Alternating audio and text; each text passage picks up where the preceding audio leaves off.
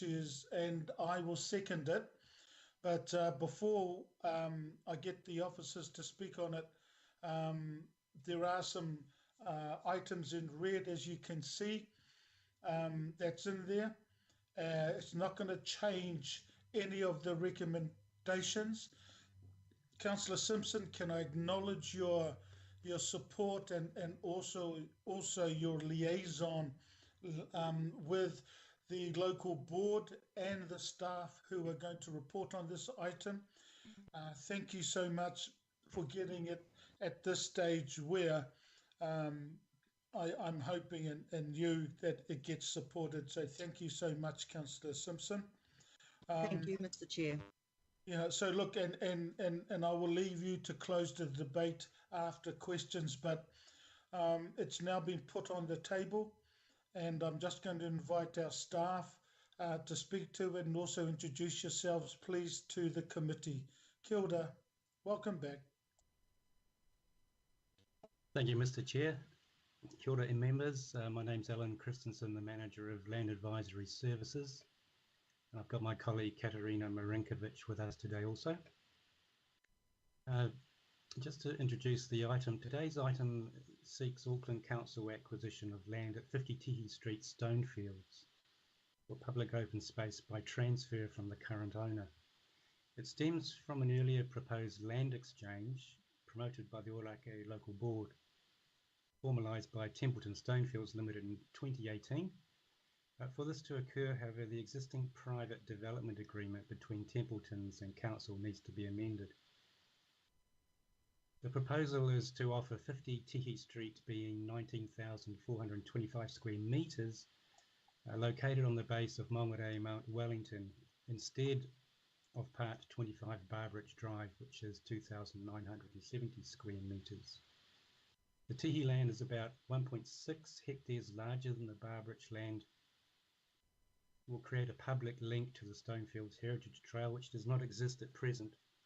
It's been assessed as a high priority for acquisition since 2018, and that priority remains today. The proposal has been supported by staff, the Orake local board, and this committee in earlier reports. Initially, however, the means adopted to achieve the intent was through the use of an exchange process, which is contained in the Reserves Act, which did prove useful for the purposes of seeking public feedback. And so with the local board and this committee's support, independent commissioners were appointed to assess public submissions and subsequently made some recommendations.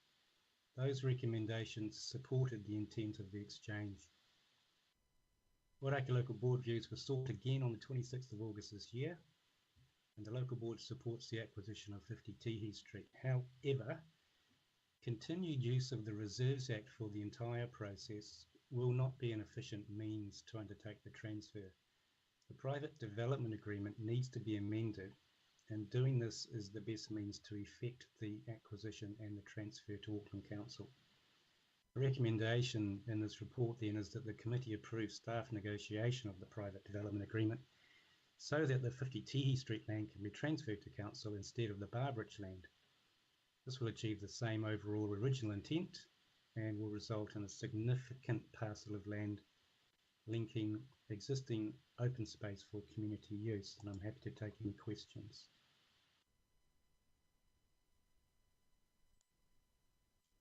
Thank you, Alan. Katerina, is there anything that you want to end up saying?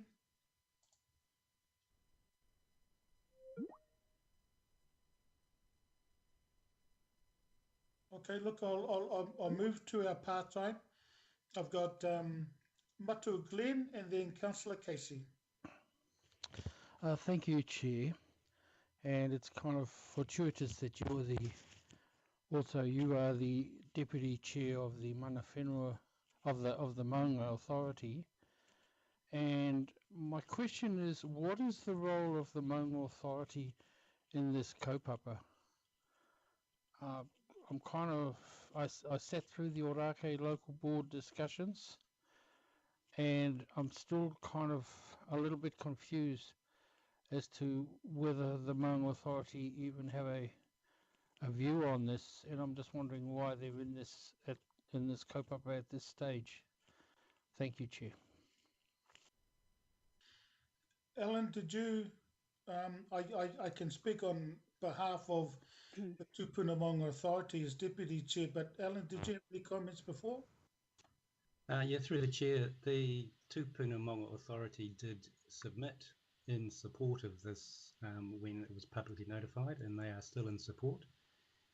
They don't have a role in the acquisition of the land at present. They could have a potential future role if subsequently the council elects to transfer the land, but at present they are a supporter of this proposal.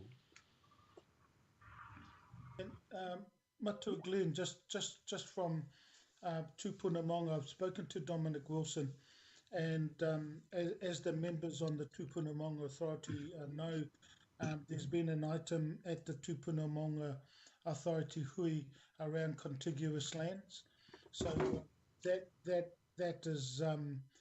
will end up coming through to the Tupunamonga Authority. But as Alan said, it's a process that won't happen for possibly a year away in regards to anything that happens to the land as part of the issue being contiguous. I don't know if there's anything else, Matua, you have before I go to Councillor Casey. Oh, just one thing. So why I'm asking the question is, my decision as to support or not to support this kaupapa then shouldn't be predicated around that it's going to go to the Maunga Authority. Is that correct?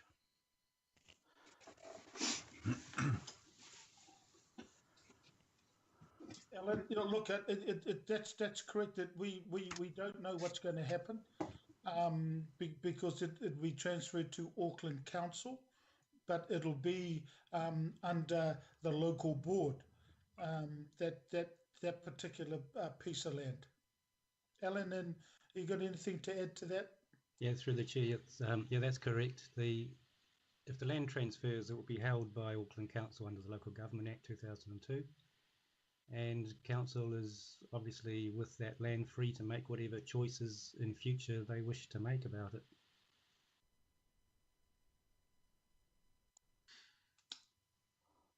Thank you. Kapai. I have no doubt at all that Councillor Simpson, when she closes the debate, will end up mentioning anything as well at the time. Councillor Casey? No, just been covered off, Alfie, thank you. Kapai, there's no further questions in the sidebar. I will apply the 3-second rule.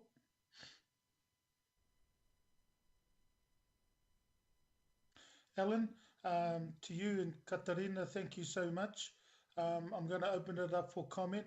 I don't. I've already said my thanks to Councillor Simpson, but my thanks to you and the staff, Alan, Katarina and team. I'm now going to open it up for comments and leave the closing comments to Councillor Simpson. Are there any comments in regards to this item before I invite Councillor Simpson to close?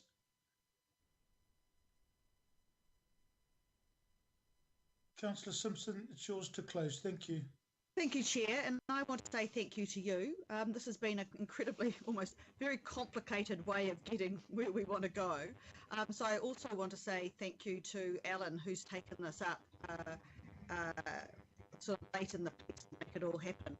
Members, I ask for your support in this. It is going to add further public access to what is known as the Heritage Trail, but in layman's term, it's really a great access path from the Stonefields itself up to Lund Avenue and the shop. So it assists with walking and cycling. It's been assessed as part of the open spaces. It's been something that is needed in the area, and it's endorsed by staff, endorsed by the local board. It's also endorsed by a very strong Stonefields Residents Association group, which is very active in the suburb of Stonesfield in that community, and they're very supportive as well. So it's got very strong local support, and I ask for your support.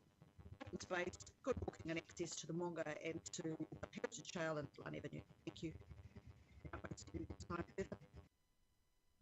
Thank you, Councillor Simpson, and I just wanted to acknowledge Chris and Katie from our legal section who were on this particular call and item.